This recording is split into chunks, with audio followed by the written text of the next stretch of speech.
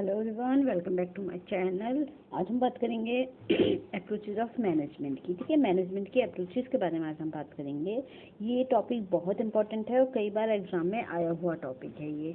इसमें से क्वेश्चन आपके बहुत बनते हैं, काफ़ी हद तक मुझे लगता है हर एग्जाम में एक क्वेश्चन तो इसमें से बनता ही होगा। ठीक है, तो इसको अच्छे से पढ़िएगा। और ये शॉर्ट नोट्स मैंने बना रखे हैं, इसमें जो मेन और इम्पॉर्टेंट लाइन्स हैं, इम्पॉर्टेंट पॉइंट्स हैं, वो सब मैंने इसमें मैंशन किए हैं। ठीक है, तो अगर मैं देखूँ अप्रोचेज के मैनेजमेंट के अप्रोचेस क्या क्या हैं, तो मैनेजमेंट के हमारी बेसिकली 7 अप्रोचेस पाई जाती हैं। सबसे पहली अप्रोच है ट्रेडिशनल मैनेजमेंट, दूसरी है हमारी क्लासिकल अप्रोच, थर्ड वन है हमारी न्यू क्लासिकल अप्रोचेस, फोर्थ है हमारी मॉडर्न अप्रोच, फिफ्थ है हमारी just in time approach, sixth है हमारी सिस्टम अप्रोच टू मैनेजमेंट। ठीक है, सेवन्थ है हमारी total quality management and eighth है हमारी कंटिजेंसी अप्रोच। ठीक है, तो टोटल हमारी कितनी अप्रोचेज हो गई, हमारी 8 अप्रोचेज हो गई। इसमें से क्वेश्चन मुझे हर एग्जाम में मैं देखती हूँ तो कोई ना कोई क्वेश्चन आपका इंपॉर्टेंट इसमें दिख ही जाता है। ठीक है, तो सबसे पहले हम बात करेंगे फर्स्ट अप्रोच का, जिसमें है हमारा ट्रेडिशनल मैनेजमेंट। तो ट्रेडिशनल मैनेजमेंट में हमारा है, ये किसने दिया था ट्रेडिशनल मैनेजमेंट, जो हमारे कन्फ्यूजन फिलॉसफीज थे, जो चाइनीज फिलॉसफीज थी, उन्होंने ये हमारा दिया हुआ है ट्रेडिशनल मैनेजमेंट। ठीक है, तो सबसे पहला हमारा ट्रेडिशनल मैनेजमेंट है, किसने दिया है, कन्फ्यूजन फिलॉसफीज ने दिया। बहुत ज़्यादा इंपॉर्टेंट नहीं है, ट्रेडिशनल से ज़्यादा क्वेश्चन नहीं बनते हैं, ये बहुत पुराने टाइम पे चलता था। ठीक है, जब हम क्या मानते थे कि हमें क्या करना है, बस लोगों से काम कराना है, हमें उनके कंफर्ट से कोई मतलब नहीं है, हम वो किस तरीके से काम कर रहे हैं हमें उनसे कोई मतलब नहीं, हमें बस क्या कराना है, अपना काम करवाना है, अपने टारगेट को अचीव करना है। तब हम कौन सा वाला मैनेजमेंट का अप्रोच यूज करते थे, ट्रेडिशनल मैनेजमेंट का करते थे। ठीक है, तो ट्रेडिशनल मैनेजमेंट में हमारे क्या है, एक तो कन्फ्यूजन फिलॉसफी के द्वारा दिया गया है ट्रेडिशनल मैनेजमेंट, और जनरली ये कि सोशल पॉलिटिकल इकोनॉमिक लेवल पे हम क्या करते हैं, मैनेजमेंट को करते हैं। ठीक है, तो इन्होंने क्या बोला था, सोशल पॉलिटिकल इकोनॉमिक लेवल पे मैनेजमेंट को किया जाता है। इसमें इन्होंने बोला था कि जो हमारे रिलेशनशिप होते हैं किसके बीच में, एम्प्लॉयर्स के बीच में और एम्प्लॉइज के बीच में, मतलब कि जो ऑनर है और जो उसके अंडर काम कर रहा है, तो उनके बीच में क्या रिलेशनशिप होता है।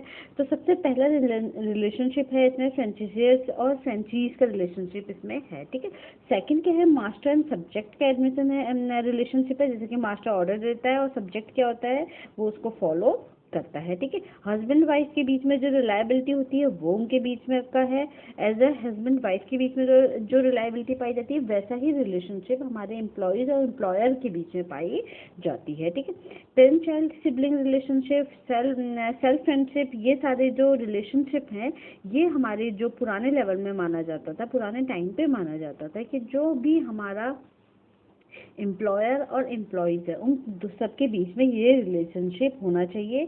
और रिलेशनशिप इस तरीके का फीलिंग्स के साथ, इमोशंस के साथ होना चाहिए, जैसे कि हस्बैंड वाइफ के बीच में रिलायबिलिटी होती है, वही रिलायबिलिटी हमारी किसके बीच में होनी चाहिए, एम्प्लॉयर और एम्प्लॉयर्स के बीच में होनी चाहिए। तो बहुत पुरानी फिलॉसफीज है, बहुत ज़्यादा इसमें ध्यान नहीं दिया गया था ट्रेडिशनल मैनेजमेंट में, तो एग्जाम में वैसे इसमें से आता भी नहीं है, ट्रेडिशनल में से कुछ ऐसा एग्जाम में आने लायक भी इसमें नहीं है। तो सेकंड है हमारा क्लासिकल अप्रोच, ये इंपॉर्टेंट है, इसमें से एग्जाम में बहुत आता है। ठीक है, तो क्लासिकल अप्रोच है हमारा, क्लासिकल अप्रोच के अंदर हमारी दो है, एक तो साइंटिफिक अप्रोच है, ब्यूरोक्रेटिक अप्रोच है, और हमारा एडमिनिस्ट्रेटिव अप्रोच है। ठीक है, तो साइंटिफिक अप्रोच हमारी है इसके अंदर, ब्यूरोक्रेटिक है, और थर्ड है हमारी एडमिनिस्ट्रेटिव अप्रोच। ठीक है, तो इसमें क्लासिकल अप्रोच, एक तो इसमें क्या है, सिर्फ फिजिकल इकोनॉमिक नीड्स को हमने ध्यान रखा था कि बस थोड़ा बहुत फिजिकल कंफर्ट मिले एम्प्लॉयज को, और क्या हो उसकी इकोनॉमिक नीड, यानी कि उसे सैलरी वगैरह ठीक ठाक मिले। तो सिर्फ इन चीज़ों का हमने ध्यान रखा था क्लासिकल अप्रोच में। ठीक है, कोई जॉब सेटिस्फैक्शन के बारे में हमने ध्यान नहीं रखा था कि हम उसे जॉब सेटिस्फैक्शन अच्छी दे, ट्रेनिंग दे, हम उसको मोटिवेट करें, इन सब चीज़ों का इसमें ध्यान नहीं रखा गया था। सोशल नीड्स का इसमें कोई ध्यान नहीं था।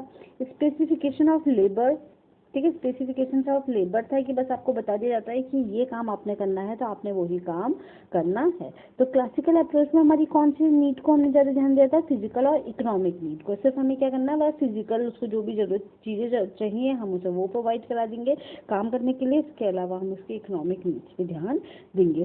सेंट्रलाइज डिसीजन मेकिंग होती थी हमारी इसमें। सेंट्रलाइज डिसीजन मेकिंग का मतलब क्या है, जो ऑनर है वो डिसीजन लेगा, वो ही बताएगा कि एम्प्लॉयज़ को क्या काम करना है, एम्प्लॉयज़ का अपना कोई भी डिसीजन में रोल नहीं होगा, ठीक है। तो सेंट्रलाइज्ड डिसीजन मेकिंग इसमें पाई जाती थी कि एक पर्टिकुलर एक व्यक्ति के पास सारी अथॉरिटी है, वही क्या कर रहा है, सारे डिसीजन ले रहा है, ठीक है। प्रॉफिट मेकिंग पे ज़्यादा ध्यान देते थे कि इनको क्या मतलब, इनको किसी चीज़ से मतलब नहीं था कि एम्प्लॉयज़ थक जाएगा, एम्प्लॉयज़ को कोई प्रॉब्लम होगी है, एम्प्लॉयज़ बीमार है, उन्हें सिर्फ अपनी प्रॉफिट से मतलब था, ठीक है। तो ये क्या है, ये हमारे क्लासिकल अप्रोच में है, जो हमारी फिजिकल और इकोनॉमिक नीड्स पे ज़्यादा ध्यान देता था, जॉब सेटिस्फैक्शन, सोशल नीड्स पे, स्पेसिफिकेशन ऑफ लेबर पे ध्यान देते थे ये, और हमारा सेंट्रलाइज डिसीजन मेकिंग इसमें थी, और प्रॉफिट मेकिंग इनका मेन एम था कि हमें क्या करना है, अब प्रॉफिट कमाना है बस कैसे भी करके, ठीक है। तो अब इसके अंदर हमारी 3 है, ठीक है। क्लासिकल अप्रोच के अंदर हमारी 3 अप्रोचेज हैं। एक है साइंटिफिक अप्रोच, साइंटिफिक मैनेजमेंट, दूसरा है ब्यूरोक्रेटिक अप्रोच, थर्ड वन है हमारा एडमिनिस्ट्रेटिव अप्रोच, ठीक है। तो इसमें मैंने ये याद किए हैं, साइंटिफिक अप्रोच किसने दी थी, T.W. टेलर ने दी थी, ठीक है। टेलरिज्म भी हम इसे बोलते हैं, T.W. टेलर ने दी थी, टेलरिज्म भी हम इसको बोलते हैं। ये एग्जाम में आ जाता है कि साइंटिफिक अप्रोच आपकी किसने दी थी। तो क्या है, मैंने इसका कोड बनाया था, ST है आपका, ST से साइंटिफिक और T से टेलर, ठीक है। तो आपका जो किसने दी है, ये साइंटिफिक मैनेजमेंट का जो अप्रोच है वो आपके टेलरिज्म ने दी है, इसको टेलरिज्म भी बोलते हैं, एग्जाम में आया हुआ क्वेश्चन है ये, ठीक। तो इन्होंने ये बुक लिखी थी प्रिंसिपल ऑफ साइंटिफिक मैनेजमेंट, किसने, टेलरिज्म ने। उसमें ही उन्होंने अपने साइंटिफिक मैनेजमेंट के बारे में बताया था, ठीक है। इन्होंने क्या बताया था कि रिक्रूट करके रिक्रूट कर लेंगे हम एम्प्लॉयज़ को according to time and motion. किसके हिसाब से हम रिक्रूट करेंगे, बस टाइम और मोशन के हिसाब से हम रिक्रूट करेंगे। कोई भी व्यक्ति कितने कम समय में अपना काम कर लेता है और कितने कम मोशंस में वो अपना काम करता है, इफिशिएंटली वो कितना अच्छा अपना काम करता है, ठीक है। तो रिक्रूट कर रहे हैं हम एम्प्लॉयज़ को कि वो कितने कम समय में और कितने मोशंस, अच्छे मोशंस में वो अपना काम कंप्लीट कर लेता है। अगर उसके पास कोई भी स्किल नहीं है, ठीक है, उसको कोई भी स्किल नहीं आती है, कोई भी उसके अंदर क्वालिफिकेशन नहीं है, लेकिन वो क्या करता है, टाइम पर अपना काम कंप्लीट करता है, तो हम उस एम्प्लॉय को क्या कर लेंगे, रिक्रूट कर लेंगे, ठीक है। इफिशिएंसी इंपॉर्टेंट है, स्किल तो उसको ट्रेनिंग देके बाद में भी सिखाई जा सकती है, ठीक है। तो ये क्या तो ये क्या था, ये इसका था आपका टाइम एंड मोशन, ठीक है। टाइम एंड मोशन के किसने दिया था, हमारा टाइम एंड मोशन स्टडी दी थी गिलबर्ट ने। गिलबर्ट का क्या मानना था कि आपको क्या करना है, आपको सिर्फ इफिशिएंसी मेन है, इसके अलावा आप जो है, जो भी आप व्यक्ति है, इफिशिएंसी अगर उसमें है और उसको कुछ नहीं आता, एम्प्लॉयज़ उसको कोई स्किल नहीं आती, तो स्किल तो हम उसे सिखा लेंगे, लेकिन अगर उसमें ये इसके अंदर इफिशिएंसी है, वो काम परफेक्टली कर लेता है, काम अच्छे तरीके से कर लेता है, तो उसको स्किल्स तो हम सिखा भी सकते हैं। तो टाइम एंड मोशन स्टडी के पे बेस था साइंटिफिक मैनेजमेंट, ये T.W. टेलर ने दिया था। और क्या दिया था इन्होंने, टाइम एंड मोशन स्टडी वाला जो कॉन्सेप्ट गिलबर्ट ने ये कॉन्सेप्ट दिया है। गिलबर्ट का मानना था कि कोई भी व्यक्ति कितने टाइम में और मोशन में कोई काम करता है। तो इन्होंने क्या किया था, T.W. टेलर ने टाइम एंड मोशन स्टडी के अकॉर्डिंग ही क्या बोला था कि हम इसके अकॉर्डिंग ही क्या करेंगे, एम्प्लॉयज़ को रिक्रूट करेंगे, अब भले ही उसमें उसको कुछ भी ना आता हो, तो हम क्या कर सकते हैं, उसे ट्रेनिंग दे करके स्किल तो हम उसे सिखा सकते हैं, लेकिन उसके अंदर कम समय में काम करने की एबिलिटी होनी चाहिए, ठीक है। इसके बाद हमारा है, नेक्स्ट है ब्यूरोक्रेटिक अप्रोच, ठीक है। नेक्स्ट है हमारा ब्यूरोक्रेटिक अप्रोच, जैसे मैंने BMW से याद किया था, तो B से ब्यूरोक्रेटिक और MW से मैक्स वेबर, ठीक है। तो ब्यूरोक्रेटिक अप्रोच किसने दिया था, मैक्स वेबर ने दिया था। मैक्स वेबर ने ब्यूरोक्रेटिक अप्रोच दिया था। इन्होंने क्या बोला था कि इसमें 2 एसेंशियल एलिमेंट्स होने चाहिए, स्ट्रक्चरिंग ऑफ ऑर्गेनाइजेशनल हायरार्की, मतलब कि आपका जो भी इंस्टीट्यूट है, जो भी ऑर्गेनाइजेशन है, वो क्या होना चाहिए, एक हायरार्की लेवल में उसको हमने क्या करना है, एक हायरार्की लेवल में हम उसको सेट करना है। एक हायरार्की का मतलब है ऊपर से नीचे तक सबके अपने अपने रोल और अपने अपने जो अथॉरिटी होती है वो बटी हुई होनी चाहिए, ठीक है। कि ऊपर के लेवल का, फिर उसके नीचे लेवल, फिर उसके नीचे लेवल, तो ये क्या है, एक हायरार्की लेवल है। जैसे कि क्या होते हैं, प्रिंसिपल होते हैं, प्रिंसिपल के बाद टीचर्स होते हैं, टीचर्स के अंदर क्या होते हैं, स्टूडेंट्स होते हैं, ठीक है। तो इन्होंने क्या बोला था कि स्ट्रक्चर ऑफ ऑर्गेनाइजेशनल हायरार्की एक तो में बांटना, एक हेड हर लेवल पे होना चाहिए, ठीक है। इनका मानना क्या था कि ऑर्गेनाइजेशन में क्या करना है, हमें हायरार्की बांटनी है और हर एक हेड क्या है, हर लेवल में होना चाहिए। डिवीजन ऑफ वर्क और अथॉरिटी उनको देनी चाहिए। डिवीजन ऑफ वर्क का क्या मतलब, हर व्यक्ति को क्या करना है, अपने काम बांट देना है, और अथॉरिटी हर व्यक्ति को देनी है, जो जिसको भी आपको जो अथॉरिटी देने की जरूरत है, हेड्स को जो अथॉरिटी मिलनी चाहिए वो अथॉरिटी उसको देनी है काम के साथ साथ, ठीक है। तो ये इनका मानना था मैक्स वेबर का कि सबसे पहले तो इनको क्या है कि हायरार्की होनी चाहिए। दूसरा, हर किसी के जो रोल क्लियरली क्या होने चाहिए, डिफाइंड होने चाहिए, यानी कि आपको क्या करना चाहिए, रूल फॉलो करने चाहिए, मतलब सॉरी रोल नहीं, रूल ठीक है। रूल क्या होने चाहिए, क्लियरली डिफाइंड होने चाहिए, किसके, हमारे ऑर्गेनाइजेशन की, कि अगर आपको सुबह 9 o'clock ऑफिस आना है तो आना ही है, ठीक है। तो जो भी रूल्स हैं ऑर्गेनाइजेशन के और जो भी डिसिप्लिन है वो आपकी क्लियर होनी चाहिए, और रूल क्या होने चाहिए, आपके फॉलो होने चाहिए, ठीक है। क्लियर हो गया इतना। तो इसमें मेन जो है हमारी दो है, स्ट्रक्चरिंग ऑफ ऑर्गेनाइजेशनल हायरार्की और रूल क्लियरली डिफाइंड, ठीक है।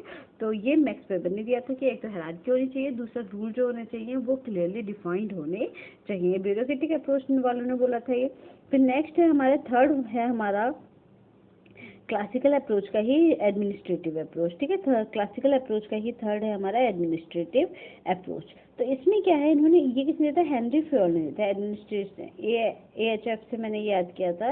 एडमिनिस्ट्रेटिव अप्रोच जो है वो आपका हेनरी फ्योल ने दिया था। फादर ऑफ मॉडर्न मैनेजमेंट भी हम हेनरी फ्योल को बोलते हैं, ठीक है। एडमिनिस्ट्रेटिव अप्रोच, तो अगर मैनेजमेंट के कभी कभार अप्रोचेज वगैरह आ जाते हैं तो जनरली हम उसमें हेनरी फ्योल के अप्रोच ही दे देते हैं, क्योंकि उन्होंने बहुत सारे प्रिंसिपल्स दिए थे। प्रिंसिपल्स ऑफ मैनेजमेंट भी इनके इसके अंदर दिया जाता है। तो इन्होंने एडमिनिस्ट्रेटिव अप्रोच में लगभग 14 प्रिंसिपल्स दिए थे, ठीक है। 14 प्रिंसिपल्स उन्होंने दिए थे। इसमें डिवीजन ऑफ वर्क था पहला। डिवीजन ऑफ वर्क में कहते हैं कि हर काम का क्या होना चाहिए, आपका डिवीजन होना चाहिए, काम को डिवाइड करना चाहिए। अथॉरिटी एंड रिस्पॉन्सिबिलिटी होनी चाहिए। अथॉरिटी और रिस्पॉन्सिबिलिटी, हर व्यक्ति के पास रिस्पॉन्सिबिलिटी हो, अथॉरिटी हो, ठीक है। डिसिप्लिन, डिसिप्लिन बेहतर होना चाहिए आपका।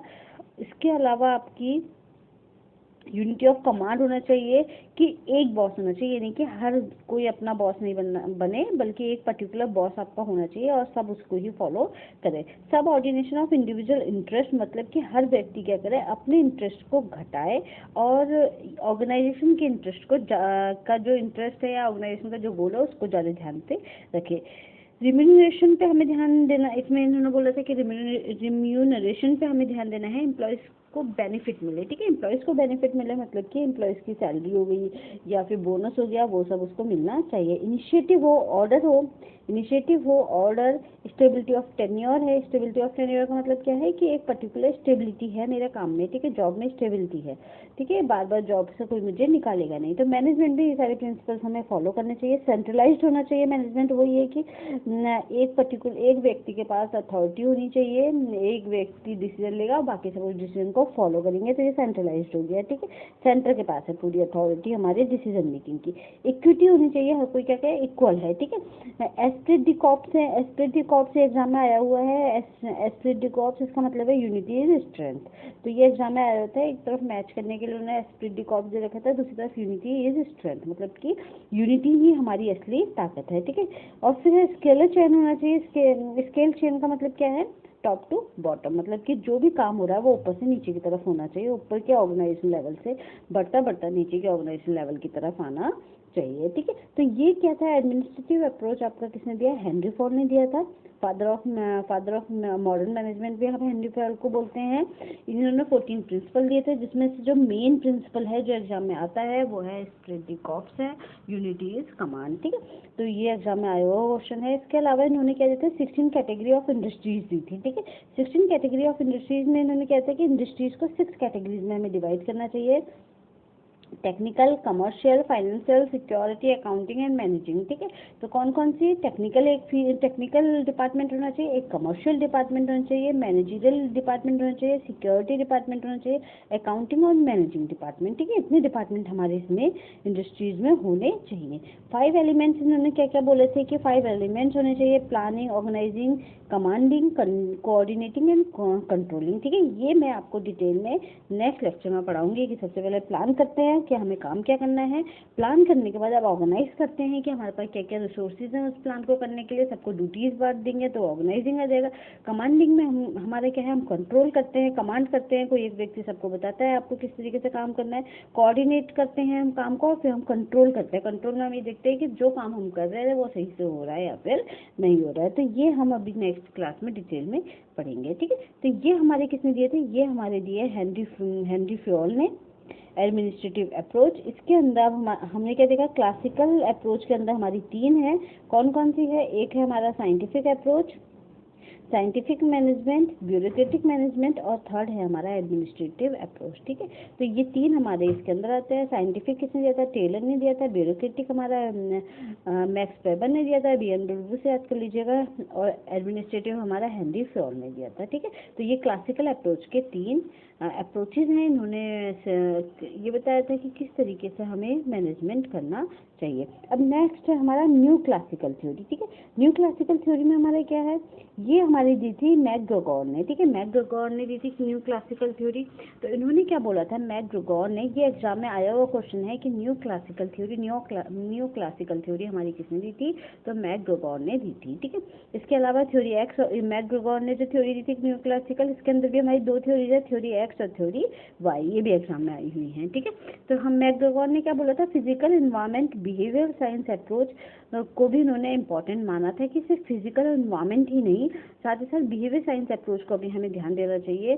सोशल एस्पेक्ट ऑफ एम्प्लॉयज, मतलब एम्प्लॉयज का बिहेवियर इंप्रूव करने के लिए। ठीक है, कि बिहेवियर भी उनके साथ अच्छा हो, अच्छा उनको अच्छी तरीके से हम डील करें, अच्छा उनको इन्वायरमेंट मिले, इस बात पे इन्होंने मैकग्रेगोर ने बोला था।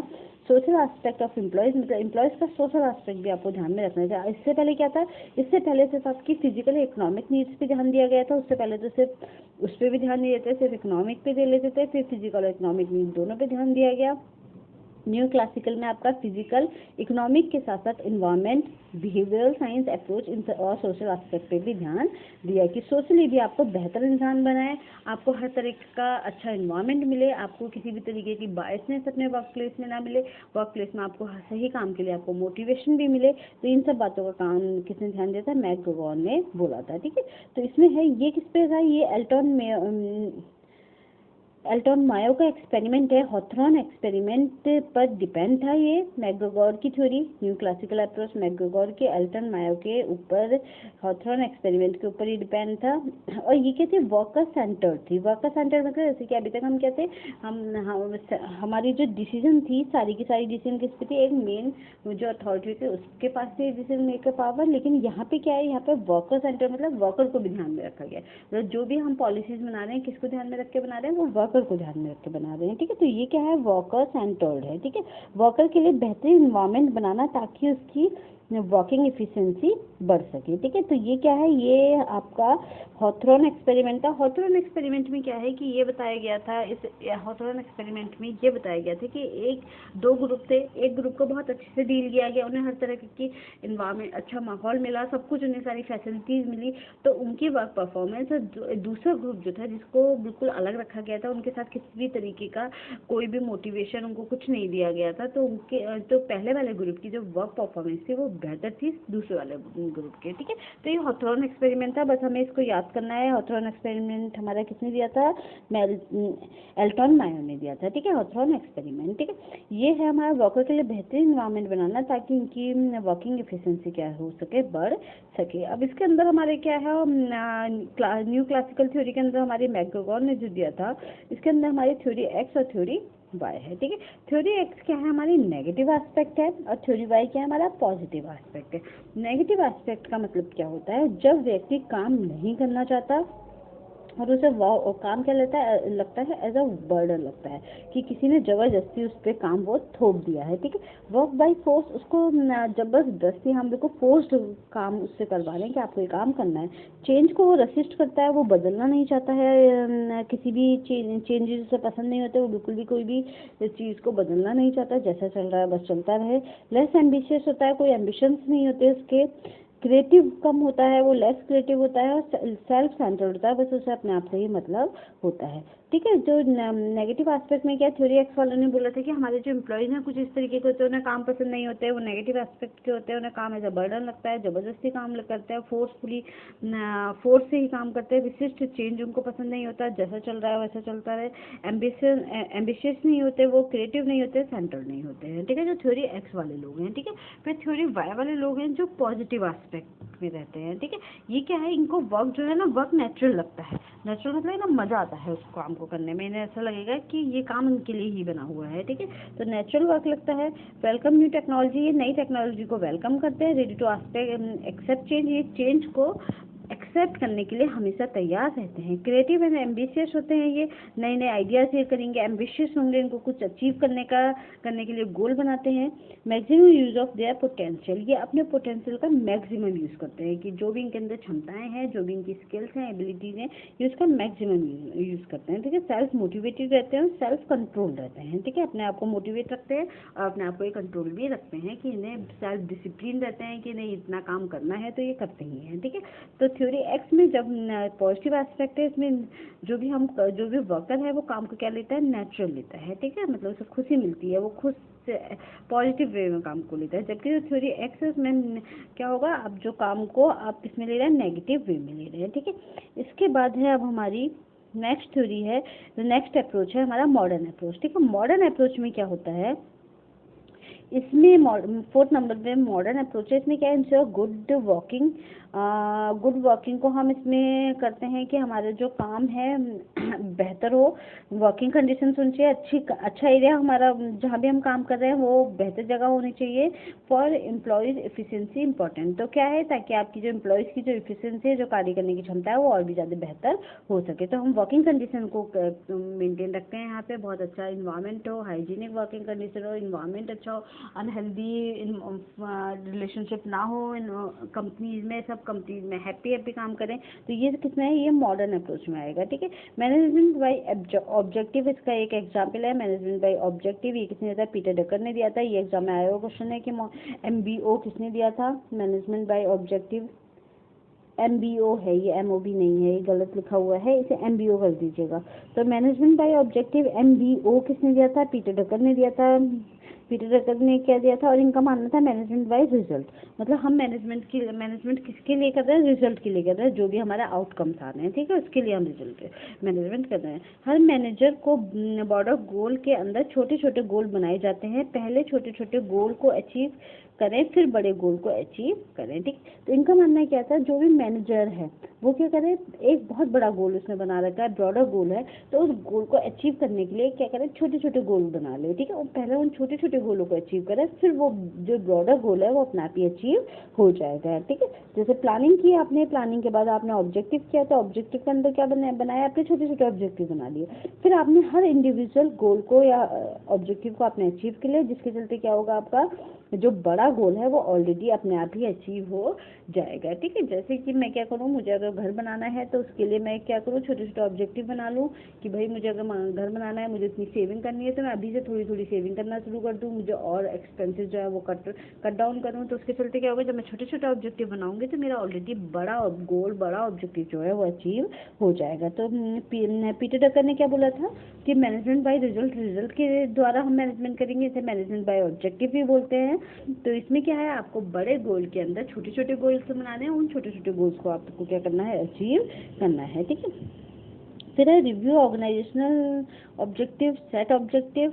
अब सबसे पहले हम क्या करेंगे, ये एक सर्किल है जिसमें हमारा क्या है, रिव्यू ऑर्गेनाइजेशनल ऑब्जेक्टिव। हम क्या करेंगे, ऑर्गेनाइजेशनल ऑब्जेक्टिव को रिव्यू करेंगे कि हमारी ऑर्गेनाइजेशन का क्या ऑब्जेक्टिव है, मतलब कि अगर हमें जो भी हमारे ऑर्गेनाइजेशन काम कर रही है उसका उद्देश्य क्या है, किस ऑब्जेक्टिव के लिए वो काम कर रही है। हो सकता है उसको 10 लाख पर एनम उसको कमाई करनी है, इसलिए वो काम कर रही है। तो हम क्या करेंगे, पहले ऑब्जेक्टिव को सेट करेंगे, फिर उनको हम मॉनिटर करेंगे। सेट ऑब्जेक्टिव्स मतलब बहुत सारे छोटे छोटे ऑब्जेक्टिव आप सेट करोगे, फिर उन्हें मॉनिटर करोगे, इवेल्युएट करोगे, रिवॉर्ड करेंगे। उसके बाद हम दोबारा से फिर हम अपना क्या करेंगे, दोबारा से ही हम रिव्यू ऑर्गेनाइजेशनल ऑब्जेक्टिव, हम दोबारा से ऑर्गेनाइजेशनल ऑब्जेक्टिव को रिव्यू करेंगे। ठीक है, तो मॉनिटर, इवेल्युएट करना, रिवॉर्ड करना, ये हमारे क्या है, एक साइकिल स्ट्रक्चर है। ठीक है, सबसे पहले हमें क्या करना है, हमने अपने ऑर्गेनाइजेशनल ऑब्जेक्टिव को रिव्यू किया, हमने ये देखा कि ऑर्गेनाइजेशनल ऑब्जेक्टिव हमने क्या बनाया है, अपना मेन ऑब्जेक्टिव। फिर हमने उसके अंदर छोटे छोटे ऑब्जेक्टिव सेट कर लिए, फिर हमने उनको मॉनिटर किया कि हमारा ऑब्जेक्टिव सही से काम हो रहा है या नहीं हो रहा है। इवेल्युएट करें कि हमने उसमें जो हम अचीव करना चाहते थे वो हमने अचीव किया नहीं किया। अगर हमने अचीव किया तो हम उसे रिवॉर्ड करेंगे कि हाँ हमने बेहतर काम किया। अगर हमने बेहतर काम किया, उसके बाद हम दोबारा से इस सर्किल में इन्वॉल्व हो जाएंगे, फिर से हम ऑर्गेनाइजेशन के ऑब्जेक्टिव बनाएंगे। ठीक है, तो ये क्या है, ये आपका मॉडर्न अप्रोच है। ठीक है, तो मॉडर्न अप्रोच के अंदर क्या आएगा, आपका मैनेजमेंट बाय ऑब्जेक्टिव आएगा, जो किसने दिया था, पीटर ड्रकर ने दिया था। नेक्स्ट है हमारा 5th है just in time approach. Just in time approach बहुत आसान है, ये किसने दिया था, टोयोटो JIT बोलते हैं इसको, just in time. Toyota company ने दिया था, जापान की, ठीक है, जापान की एक कंपनी है टोयोटो कंपनी में, टोयोटो मैन्युफैक्चरिंग सिस्टम में था। ये डिमांड ड्रिवन था, ठीक है। डिमांड ड्रिवन का मतलब क्या है, जब डिमांड आएगी तभी हम काम करेंगे। तो इन्होंने सीधे बोला था कि पहले हमें ऑर्डर दे जाओ कि आज हमें केक बनाना है, तो ये आज उसके बाद ही हम केक का सामान लाएंगे, उसके बाद हम केक बनाना शुरू करेंगे, ठीक है। तो ये क्या है, जस्ट इन टाइम अप्रोच है, developed in Toyota company of Japan. Toyota manufacturing system ने दिया था। डिमांड ड्रिवन है कि जब डिमांड आएगी तभी काम करेंगे, पहले से प्रोड्यूस नहीं करते हैं, ठीक है। प्रॉफिट मेकिंग अप्रोच है ये, मतलब आपको प्रॉफिट, क्योंकि अगर आपने पहले से कुछ वही नहीं कर रखा है, पहले से आपने कुछ सामान ही नहीं लिया है, तो क्या होगा, आपका कोई नुकसान भी नहीं होगा। जब आपको डिमांड आई तभी आपने पूरा उसके लिए सारा सामान आपने लिया, उसके बाद आपने प्रोड्यूस करना शुरू किया, तो आपको कहीं भी लॉस नहीं होगा, आपका क्या है, प्रॉफिट ही आपको होना है, ठीक है। Reduce cost of extra storage. अब इससे क्या होगा, in man power and time saving. इससे क्या है, आपको फालतू जो आप इकट्ठा कर लेते हैं सामान, पहले से हम अपने स्टोर में सामान रखते, तो उसका कॉस्ट आपका रिड्यूस हो जाएगा, मैन पावर रिड्यूस हो जाएगा, टाइम भी आपका बचेगा।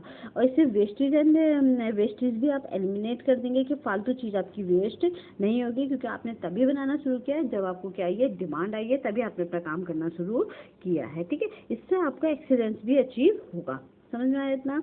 उसके बाद नेक्स्ट है आपका सिस्टम अप्रोच टू मैनेजमेंट। अब मैनेजमेंट का ये सिस्टम अप्रोच है, मैनेजमेंट का जो सिस्टम अप्रोच है, इसमें क्या है आपका, इसमें हमारे लगभग 4 पार्ट्स हैं। एक है इनपुट, आउटपुट, ट्रांसफॉर्मेशन प्रोसेस और फीडबैक, ठीक है। तो इनपुट में क्या है, इनपुट में आपका आता है people, money, equipment, information, capital, raw material, ठीक है। ये इनपुट है, मतलब कि जो मैं मान लीजिए इनपुट क्या होता है, कोई भी रॉ मटेरियल, ठीक है, वो आपका क्या है, इनपुट है। अगर मुझे सॉस बनाना है, तो मेरा इनपुट क्या होगा, इनपुट होगा मेरा जितने भी मेरे टोमेटोज हो गए, या फिर मेरा गैस मटेरियल हो गया, ये सब क्या है, इनपुट है। आउटपुट क्या होगा, जो सॉस बन के आएगा, ठीक है, या उसको जब मैं बेचूंगी और जो मुझे प्रॉफिट मिलेगा वो क्या होगा, आउटपुट होगा। प्रोसेसिंग, इंफॉर्मेशन प्रोसेसिंग क्या होगी, उस जो भी प्रोसेस उसमें चल रही है, जब वो सॉस बन रहा है, तो ठीक है, जब सॉस बन रहा है तो क्या क्या प्रोसेस उसमें चल रही है, वो हमारा इंफॉर्मेशन प्रोसेसिंग होगी, कि गैस में हम उसे बॉईल कर रहे हैं सॉस को, तो वो हमारा किस में आएगा, पूरा इंफॉर्मेशन प्रोसेसिंग में आएगा। फीडबैक हो गया कि हमारा सॉस लोगों को पसंद आया या फिर नहीं आया, ठीक है। तो ये हमारे 4 स्टेप्स हैं। तो सबसे पहला है इनपुट। इनपुट में पीपल्स होते हैं, मनी हो गया, जैसे कि अगर मुझे कोई काम करना है तो मैं मनी स्पेंड करूंगी, उसके बाद चीज़ को खरीद के लेके आऊँगी, उसको यूज़ करूंगी, उसके बाद उसका आउटपुट मिलेगा, ठीक है। तो मनी हो गया, इक्विपमेंट हो गया, इन्फॉर्मेशन हो गई, कैपिटल हो गया, रॉ मटेरियल हो गया, ये सब क्या है, इनपुट है, ठीक है। इनपुट के बाद आउटपुट क्या है, प्रोडक्ट सर्विस है, ठीक है। प्रोडक्ट सर्विस, जो हमें प्रोडक्ट की सर्विस मिली वो हमारा आउटपुट है। मैं कोई मटेरियल खरीद के लेके आई मार्केट से, फिर वो उसको मैंने यूज़ किया, तो वो क्या हो गया, प्रोडक्ट सर्विस हो गया। प्रॉफिट या लॉस हो गया इसका, ठीक है, आउटपुट में हमारा प्रॉफिट या लॉस आएगा। एम्प्लॉयज़ हो गए हमारे, एम्प्लॉयज़ का सेटिस्फैक्शन है हमारा प्रॉफिट आउटपुट में, ठीक है। और इन्फॉर्मेशन, ह्यूमन रिसोर्सेज, ये सब हमारे किस में आएंगे, ये हमारे आउटपुट में आएंगे, ठीक है। ट्रांसफॉर्मेशन प्रोसेसिंग में ऑर्गेनाइजेशन की capabilities in management and technology that are applied to converting input to output. आपका जो भी ऑर्गेनाइजेशन है उसमें कितनी क्षमता है कि वो आपके इनपुट को आउटपुट में कन्वर्ट करने, मतलब कि आपके पास टमाटोज है, तो उन टमाटोज को आप कितना बेहतर सॉस में कन्वर्ट कर सकते हो। ये आपके एम्प्लॉयज़ की क्या है, ये आपके मैनेजमेंट की टेक्नोलॉजी आपके पास कौन कौन से अवेलेबल है, ठीक है। इसमें आपके 2 हैं, अगर अननोन थ्रूपुट है, मतलब कि पूरा प्रोसेस जो है वो अननोन है, आपको नहीं पता किस तरीके से पूरा सॉस बन रहा है, बस आपने मटेरियल एक मशीन में डाल दिया और बन करके सॉस आपके हाथ में आ गया, ठीक है, आपको प्रोसेस कुछ भी नहीं पता है, तो वो क्या हो गया, वो ब्लैक बॉक्स बोलते हैं। जब आपका, जैसे हम कंप्यूटर में कोई कमांड डालते हैं और हमारे पास सामने क्या आ जाता है, बस उसका रिजल्ट आ जाता है, अंदर क्या हो रहा है वो हमें नहीं पता है, तो वो क्या होता है, अननोन थ्रूपुट होता है, उसको ब्लैक बॉक्स बोलते हैं। अगर प्रोसेस का पता होता है तो वो क्या बोला जाएगा, उसको व्हाइट बॉक्स बोला जाएगा। जैसे कि मैं खुद अगर पूरे स्टेप बाय स्टेप कोई प्रोसेस कर रही हूँ, मुझे पूरी प्रोसेस का पता है, तो वो क्या है, हमारा व्हाइट बॉक्स, ठीक है। तो जब हमारे अननोन थ्रूपुट होता है, थ्रूपुट का हमें पता ही नहीं होता अंदर क्या चल रहा है, तो वो ब्लैक बॉक्स है, और जब हमें पता है तो वो व्हाइट बॉक्स है, ठीक है। फीडबैक में हमारा क्या है, फीडबैक में transformation about the reaction of the environment to the output and effect the input, ठीक है। मतलब जो भी आउटपुट मिला उसका एनवायरनमेंट हमें क्या रिएक्शन दे रहा है, किस तरीके से लोग उसको एक्सेप्ट कर रहे हैं, उन्हें पसंद आ रहा है, वो हमारा किस में आएगा, वो हमारा फीडबैक में आएगा, ठीक है। 7 models and system approach. System approach के जो 7 मॉडल्स दिए थे वो किसने दिए थे, हमारे MC किन्सी ने दिए थे। इन्होंने 7 की factor that are responsible for the enable organisation to reach their desire goal. तो इन्होंने क्या बोला था, they are responsible for enable organisation to reach their desire goal. 7 factors होते हैं जो आपके डिजायर, जो भी आपने डिजायर गोल बनाया है उस तक पहुंचने के लिए रिस्पॉन्सिबल होते हैं। तो पहला क्या है, हार्ड एस है। इसमें 2 तरह के, एक हार्ड एस है, एक सॉफ्ट एस है, ठीक है। हार्ड एस में होगा स्ट्रक्चर होगा, स्ट्रेटेजी होगी और सिस्टम होगी। ये किसमें आएंगे आपके, मतलब क्या स्ट्रक्चर आप यूज कर रहे हो, क्या स्ट्रेटेजी और क्या सिस्टम आप यूज कर रहे हो, वो ये हार्ड एस में आएंगे।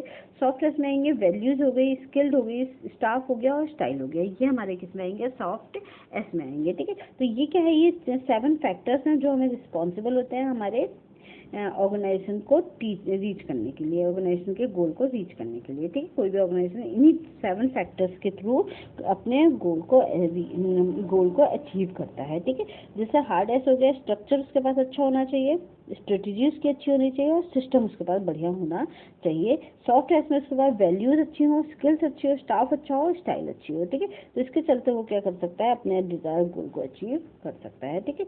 फिर है सिनर्जी है। सिनर्जी क्या होता है, cooperation between the subsystem to maximum the output, ठीक है। सिनर्जी में क्या होता है, हमारे जो भी हमारे बड़ा सिस्टम है उसके अंदर ना बहुत छोटे छोटे सब सिस्टम पाए जाते हैं। मान लीजिए कोई बड़ा ऑर्गेनाइजेशन है, उसके अंदर अकाउंट्स डिपार्टमेंट भी होगा, ह्यूमन रिसोर्स डेवलपमेंट डिपार्टमेंट भी होगा और भी बहुत सारे डिपार्टमेंट होंगे, कंप्यूटर सेल डिपार्टमेंट हो सकता है, तो बहुत सारे डिपार्टमेंट होंगे।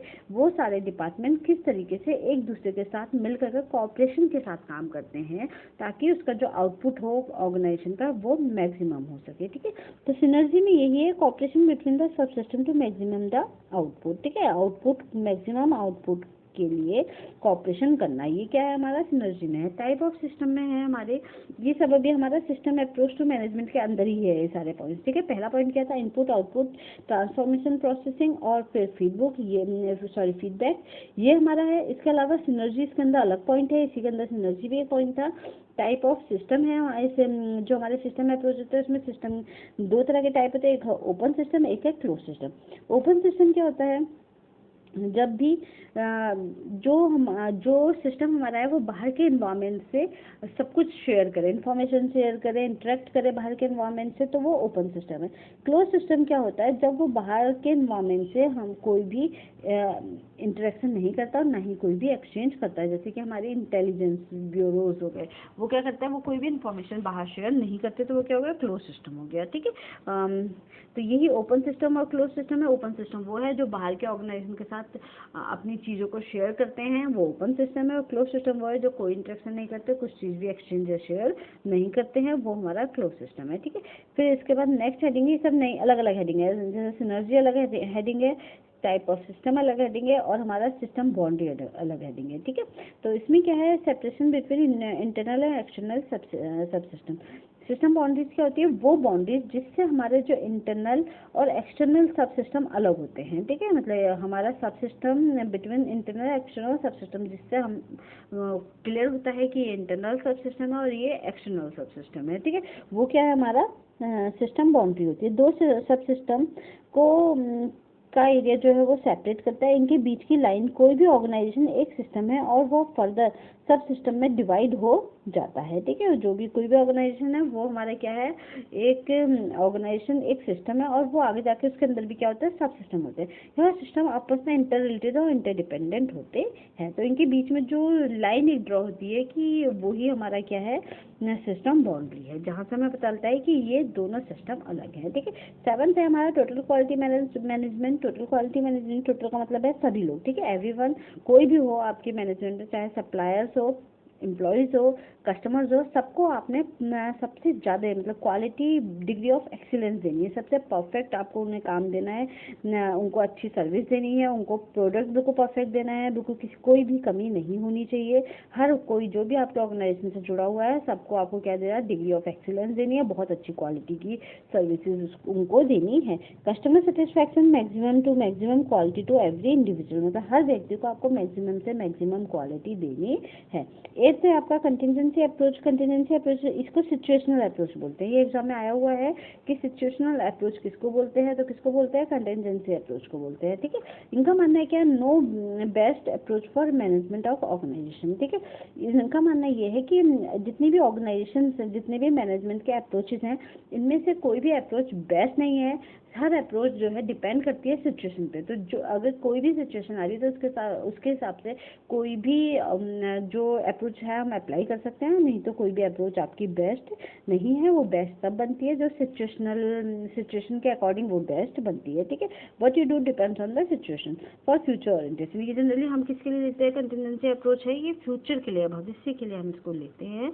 इनका मानना ये था कि कोई भी जो अप्रोच है वो परफेक्ट नहीं है, सभी अप्रोच सिचुएशन पे डिपेंड करती है, जब सिचुएशन के हिसाब से वो अपने आप ही परफेक्ट हो जाती है। तो इसको हम सिचुएशनल अप्रोच बोलते हैं, कंटिजेंसी अप्रोच को। ठीक है, एग्जाम में आया हुआ क्वेश्चन है, no best approach for management of organisation. Organisation में मैनेजमेंट के लिए कोई भी बेस्ट अप्रोच नहीं है। What you do depends on situation, जो भी आप करते हो वो सिचुएशन पे डिपेंड होता है। ठीक है, आई होप आपको ये समझ में आ गया है। ये आपके आज हमने क्या क्या पढ़ा, अप्रोचेज में हमने क्या देखा, ट्रेडिशनल मैनेजमेंट देखा, क्लासिकल में आपके 3 थे, साइंटिफिक अप्रोच, ब्यूरोक्रेटिक अप्रोच और आपका था एडमिनिस्ट्रेटिव अप्रोच। ठीक है, तो ये आपका साइंटिफिक अप्रोच में किसने दी थी, आपकी TW टेलर ने दी थी, ब्यूरोक्रेटिक अप्रोच मैक्स वेबर ने दी थी, और एडमिनिस्ट्रेटिव अप्रोच जिन्होंने 14 प्रिंसिपल दिए थे ये हेनरी फ्योर्ड ने दी थी। ठीक है, इसके अलावा न्यू क्लासिकल अप्रोच आपकी मैकग्रेगोर ने दी थी, जिसमें थ्योरी एक्स और थ्योरी वाई थी।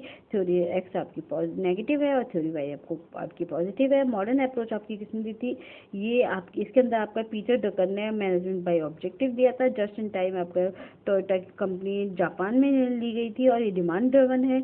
इसके साथ आपका सिस्टम अप्रोच में आपका यही था, इनपुट आउटपुट ट्रांसफॉर्मेशन प्रोसेस और फीडबैक इसमें मेन पॉइंट्स थे।